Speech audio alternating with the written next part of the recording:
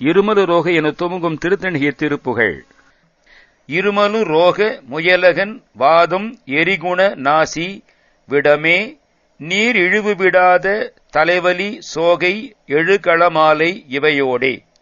இருமல் எனப்படும் ரோகம் நோய், முயலகன் எனப்படும் வலிப்பு நோய், முசல் வலிப்பு, காக்கை வலி எனவும் வழங்கும் நோய், வாத நோய் வாயு சம்பந்தமான நோய்கள், எரியும் குணம் கொண்ட மூக்கு நோய், விஷ நோய்கள், நீர் நிரம்பப் போகும் நோய் டயபெட்டிஸ், நீங்காத தலைவலி, சோகை இரத்தக் குறைவால் முகம் வெளுத்து ஊதுமாறு செய்யும் நோய் வகை, கிளைத்துப் புறப்படும் கண்டமாலை கழுத்தைச் சுற்றி உண்டாகும் புண்கட்டி இவைகளும் பின்னும் பெருவயிறு ஈழை எரிகுலை சூலை பெருவலி வேறும் உள நோய்கள்.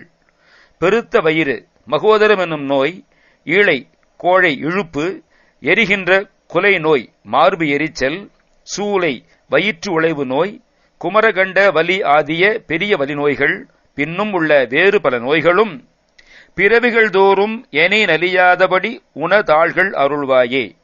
பிறவிகள் தோறும் என்னை பிடித்து வருத்தாத வண்ணம், எந்த பிறவியிலும் என்னை பீடியாத வண்ணம் உன்னுடைய திருத்தாள்களை உதவி அருளுக.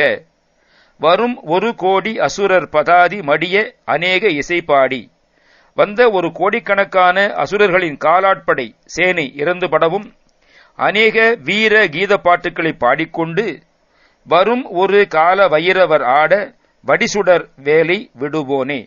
வந்த நிகரற்ற கால பைரவர் போர்க்களத்திலே நடிக்கவும் உனது கூறிய ஒளிவீசும் வேலாயுதத்தை செலுத்தினவனே. தருநிழல் மீதில் உரை முகில் ஊர்தி தரு திருமாதின் மணவாளா.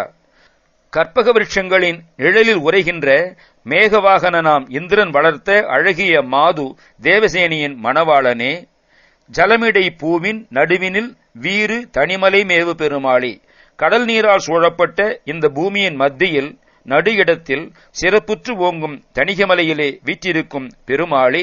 பிறவிகள் தோறும் பல நோய்களும் என்னை பீடித்து வருத்தாத வண்ணம் உன்னுடைய திருத்தாள்களை உதவி அருளுக. இந்த திருப்புகழ் நோய் தீர்க்கும் திருமந்திர திருப்பதிகம் என்று ஆன்றோர் அனுபவ ஞானத்தால் கூறுவார்கள். நித்திய பாராயணத்திற்கு உரியதாகும்.